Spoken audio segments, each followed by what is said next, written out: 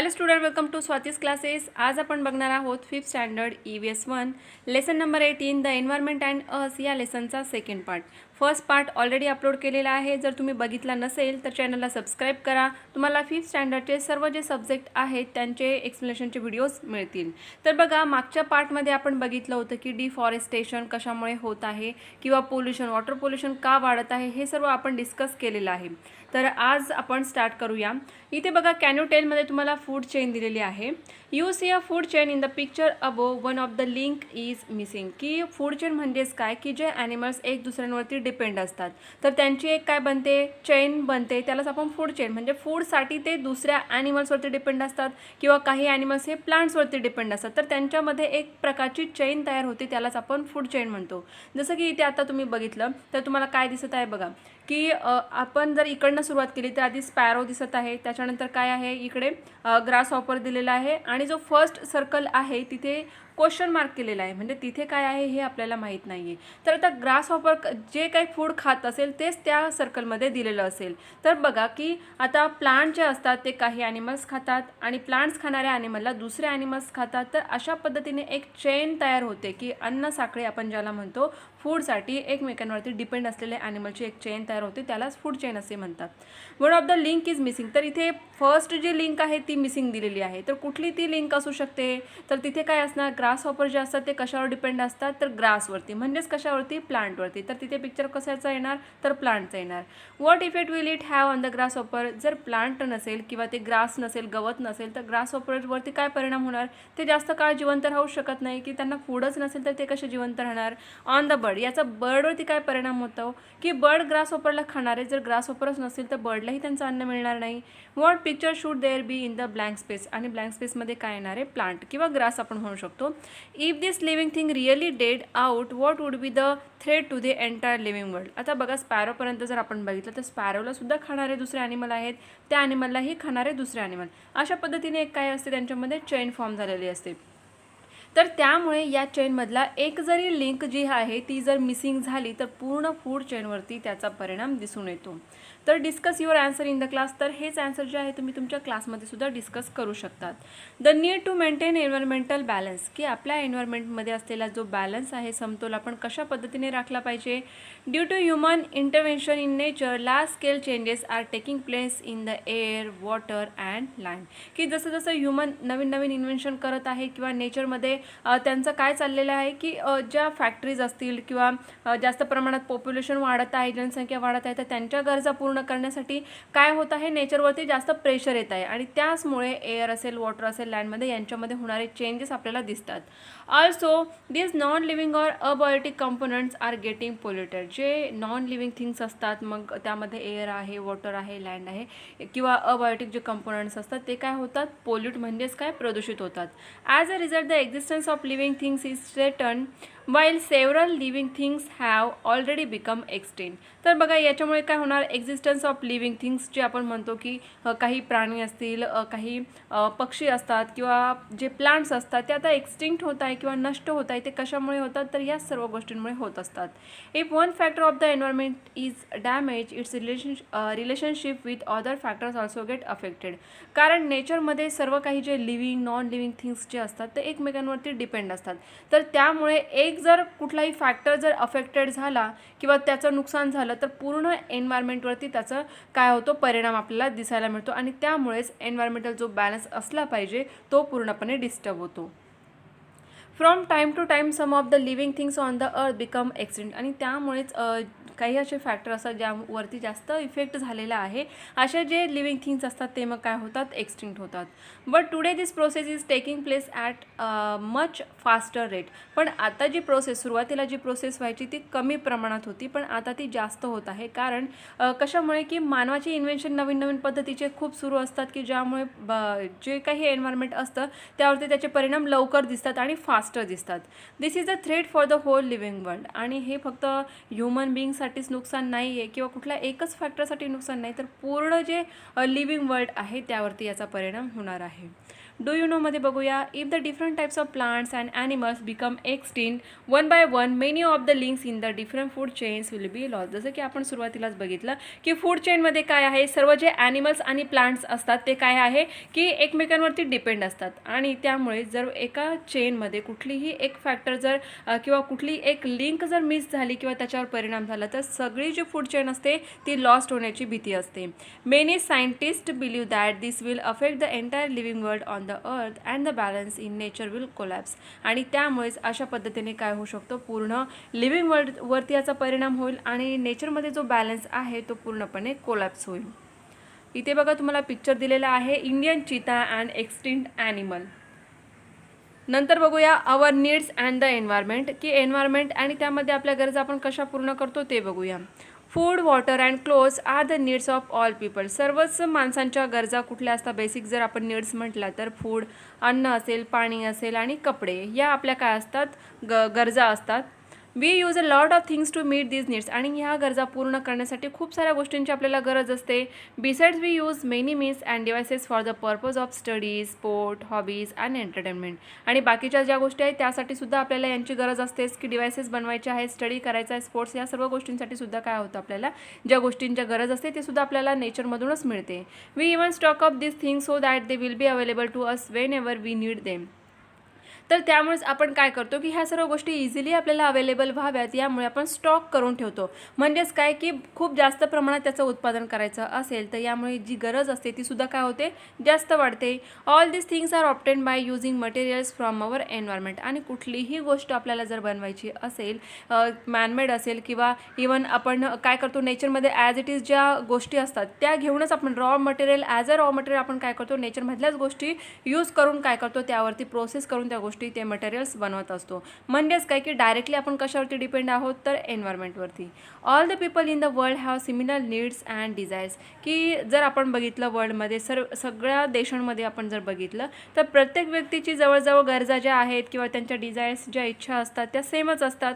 म्हणजेच काय सर्वांनाच अन्न, पाणी, हवा, कपडे यांची गरज आहे. तसेच घरातल्या गोष्टी जर आपण बघितल्या तर घरात लागणाऱ्या सर्व गोष्टी ज्या आपल्याला लागतात त्याच बाकीच्या कंट्रीमध्ये जर आपण बघितलं, म्हणजेच पूर्ण जगात सर्व लोकांनाच लागणाऱ्या गरजा काय आहेत, सेम आहेत. As a result the environment is being degraded rapidly. Degraded होणे म्हणजेच काय की त्यांचा जास्तीत जास्त आपण काय करतोय, वापर करत आहे. एन्व्हायरमेंटमधून ज्या काही गोष्टी मिळत आहेत त्याचा रॅपिडली आपण काय करतो, यूज करतो आणि मग त्याचा परिणाम जो आहे तो एन्व्हायरमेंटवरती आपल्याला कुठे ना कुठे दिसून येत आहे. We need to be aware that we ourselves are a part of nature.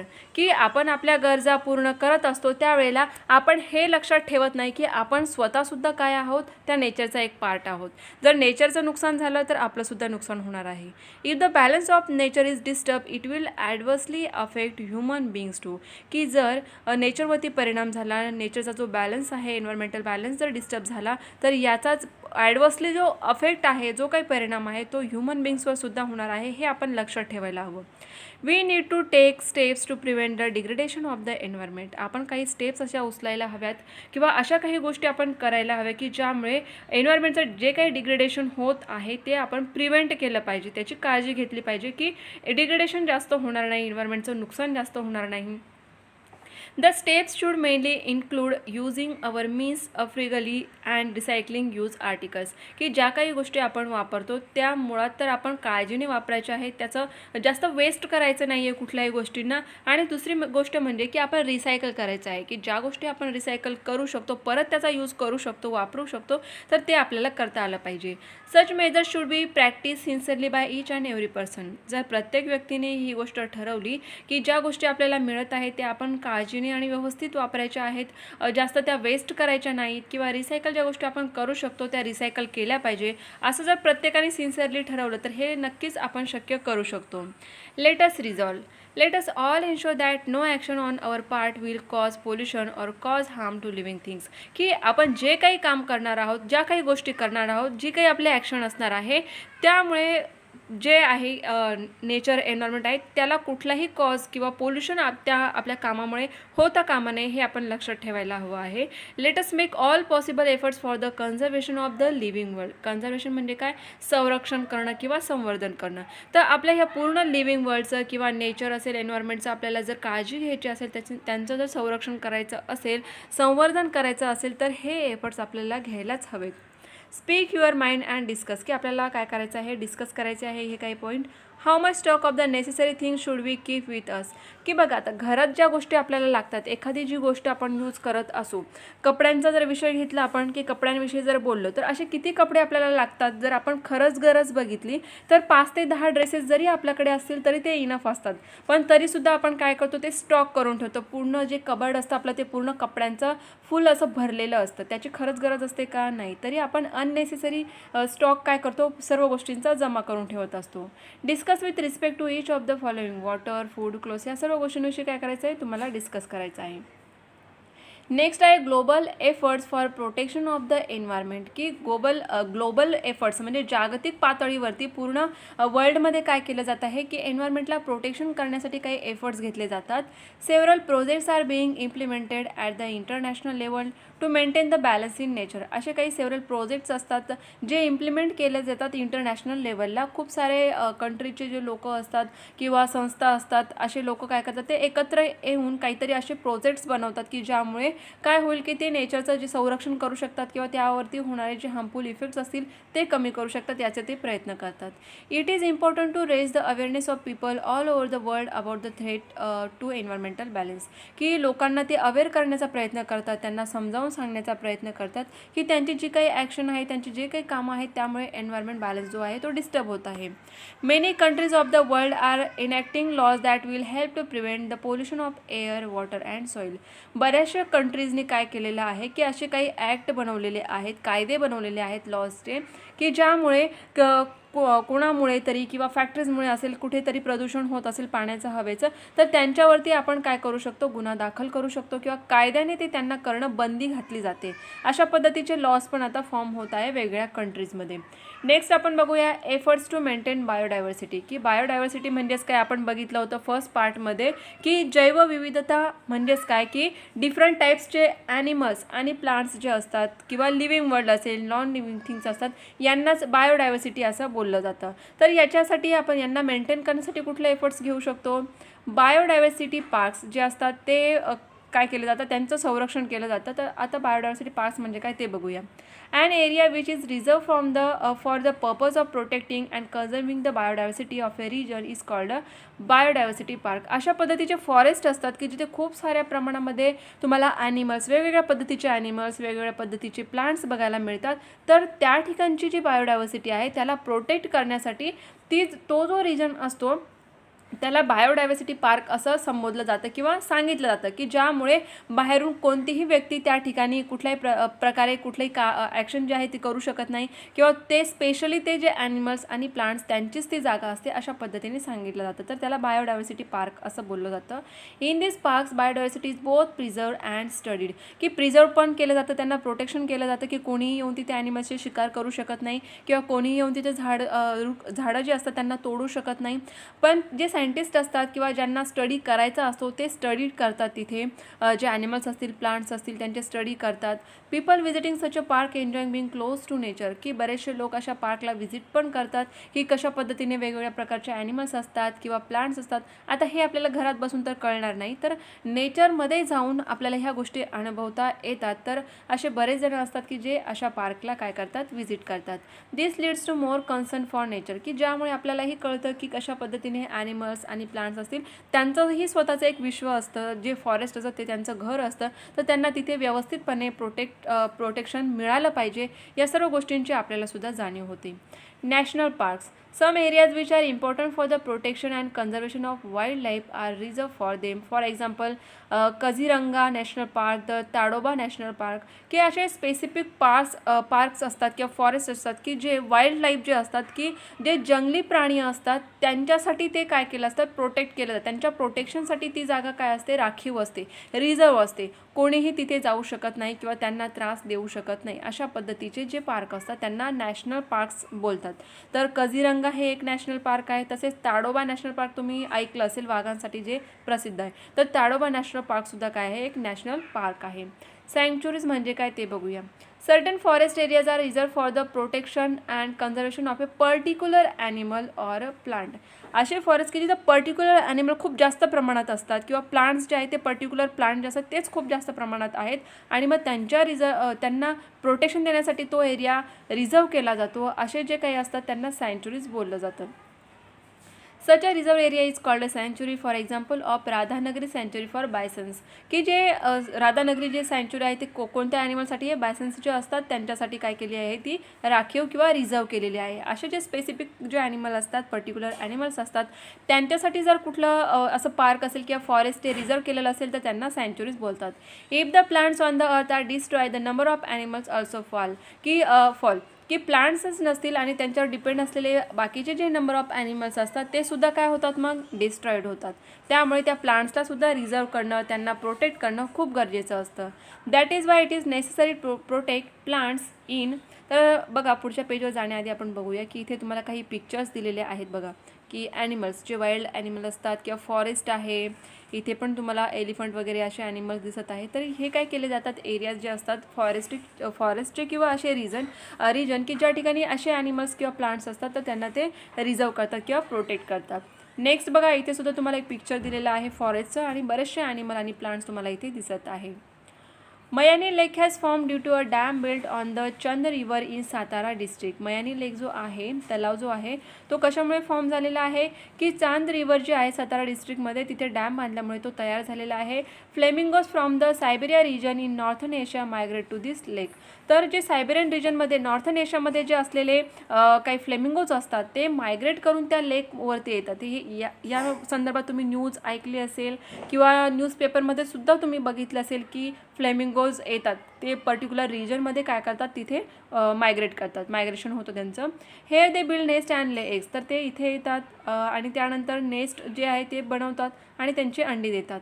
Once the baby birds grow big enough they return with them to Siberia. आणि त्यांचे जी पिल्लं असतात, त्यांचे जे बेबीज असतात ते एकदा मोठे झाले, उडण्यासारखे झाले की ते परत तिथून वापस कुठे जातात, Siberia. In the recent past as the water level in the dam had fallen the flamingos had stop coming. आता रिसेंट जो काही काळ आहे त्यामध्ये डॅमचं जे पाण्याची लेवल आहे ती खूप कमी झाली आहे आणि त्यामुळेच फ्लेमिंगोज जे बर्ड्स होते त्यांनी येणं आता तिथे थांबवलेलं आहे. However the lake has now been declare a sanctuaries for birds. तो जो काही लेक होता तो ॲज अ सँच्युरी म्हणून काय झाला आहे, रिझर्व झालेला आहे, की तिथे फक्त काय होणार, आता जे फ्लेमिंगोज असतील तेच तिथे येणार आणि ते नेस्ट बनवतात आणि आपली अंडी देतात. त्यामुळे काय होणार की फ्लेमिंगोची जी संख्या आहे ती वाढू शकते. द बिगेस्ट माळढोक, ज्याला ग्रेट इंडियन बस्टर्ड असं बोललं जातं, सँच्युरी त्यांची पण आहे, ती कुठे आहे, Asia is at Nannaj in Solapur district. Solapur डिस्ट्रिक्टमध्ये जे नानज आहे ते माळढोकसाठी काय आहे, रिझर्व केलेली सँच्युरी आहे. These huge weighty birds are famous for their graceful gate.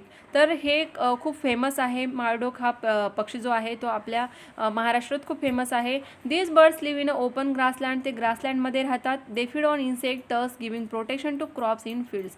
की जे काही प्लांट्स असतात, क्रॉप्स असतात किंवा ग्रास असतात त्याच्यावर असलेले किडे खाऊन ते जगत असतात. त्यामुळे त्यांच्यासाठी प्लांट्स महत्त्वाचे आहे. म्हणूनच ते फील्ड जे आहे ते सुद्धा त्यांनी काय केले, ॲज अ सँच्युरी म्हणून घोषित केलेले आहे. And they are the farmers friends. ते काय आहे, फार्मरचे फ्रेंड आहे, कारण ते काय करतात की प्लांट्सवरती असलेले जे कीटकनाशकं असतील किंवा किडे असतात त्यांना ते खातात. त्यामुळे त्यांना फार्मरचे म्हणजे शेतकऱ्यांचे मित्र असं सुद्धा बोललं जातं.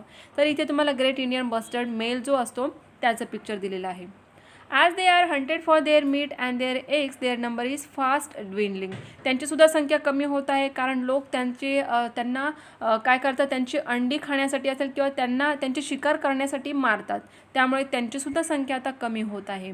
Maharashtra state has declare the Nannaj area a सँच्युरी for the great Indian bustard. तर त्यांच्यासाठी ती जागा रिझर्व केली गेली आहे. Deer are also found in this grassland. आणि डिअरसुद्धा ग्रासलँड आहे, ग्रासवरती डिपेंड असतात जे डिअर असतात ते सुद्धा त्या ठिकाणी दिसतात. A female bustard and deer. इथे एक पिक्चर दिलेला आहे आणि सेकंड पिक्चरमध्ये तुम्हाला पिकॉकसुद्धा दिसत आहे. तर अशा पद्धतीचे जे ॲनिमल्स आणि बर्ड्स जे असतात ते मोस्टली कुठे राहतात, तर फॉरेस्टमध्ये राहतात आणि त्यांच्या प्रोटेक्शनसाठी मग हे फॉरेस्ट जे असतात ते रिझर्व केले जातात. About 50 km from Pune on the Pune-Ahmednagar highway, the village of मोरची Chincholi is famous for its peacock population. बघा नावामध्येच मोरची चिंचोली का दिलं असेल, तिथे मोरांची संख्या खूप जास्त प्रमाणात आहे. The old well look after a tamarind trees here have created a favourable environment for the birds. Tamarind म्हणजेच काय, जे चिंचेची झाडं असतात ते खूप जास्त प्रमाणात आहे आणि खूप जुने आहेत. त्यामुळे काय होतं की जे बर्ड्स असतात त्यांच्यासाठी फेवरेबल एन्व्हायरमेंट तिथे क्रिएट झालेलं असल्यामुळे ते जास्त प्रमाणात तिथे येतात. पीफॉल हॅव अ फाउंड सँच्युरी इन दिस विलेज. तर इथे सुद्धा सँच्युरी बनवण्यात आलेली आहे. कोणासाठी, तर मोरांसाठी. Devrai is a boon for all living creatures. Devrai म्हणजेच काय की पूर्वी काय व्हायचं की गावामध्ये अशा फॉरेस्ट टाईप किंवा खूप जास्त प्रमाणात जिथे दाट असे झाडं असायची त्याला देवराई घोषित केलं जायचं आणि मग तिथे असलेले ॲनिमल्स असतील, प्लांट्स असतील ते तिथे राहू शकतात, तर त्याला देवराई बोललं जायचं. Indian culture gives importance to the protection of forest. The devrai is an example. People believe that a devrai is a really jungle reserve for a god. की ते जंगल जे आहे ते देवासाठी रिझर्व केलेलं आहे. म्हणजेच काय की एक पद्धतीने प्लांट्स आणि ॲनिमलचं प्रोटेक्शन करणं म्हणजे काय की ते देवानेच बनवलेलं आहे. मग त्यांना प्रोटेक्ट करण्यासाठी ती जी जागा असायची ती देवराई म्हणून रिझर्व केली जायची.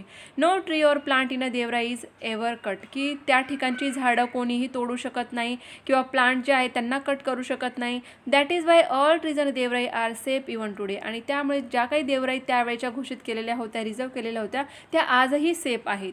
Maharashtra has many Devrais. महाराष्ट्रामध्ये खूप जास्त प्रमाणात त्या दिसतात आपल्याला. In Madhya Pradesh they are known as Sharan one.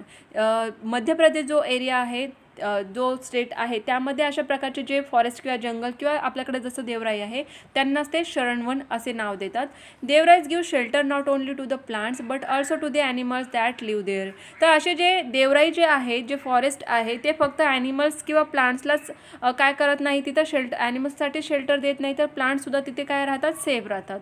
Hence Devrais or Sharan Vans can be called the sanctuaries of ancient times. तर जसं आत्ता आपण रिझर्व करत आहोत सँच्युरीज असतील किंवा नॅशनल पार्क्स असतील, तर एन्शियंट टाईममध्ये लोकांनासुद्धा याचं महत्त्व माहीत होतं, त्यामुळे त्यांनी देवराई असेल किंवा शरण वन जे असतील ते रिझर्व केलेले होते. तर बघा अशा पद्धतीने एक पिक्चर दिलेला आहे. देवराई म्हणजेच काय, खूप जास्त प्रमाणात झाडं तिथे होती. ऑलवेज रिमेंबरमध्ये बघूया. Nature provides enough for every man's need but not for every man's greed. की नेचर जे आहे, एन्व्हायरमेंट जे आहे ते आपल्या प्रत्येकाची गरज पूर्ण करतं, पण ग्रीड म्हणजेच काय, लालच. आपले लालच पूर्ण करू शकत नाही. What we have learn. तर या लेसनमध्ये आपण काय शिकलो. There are inter relationship between all living and non living things in the environment.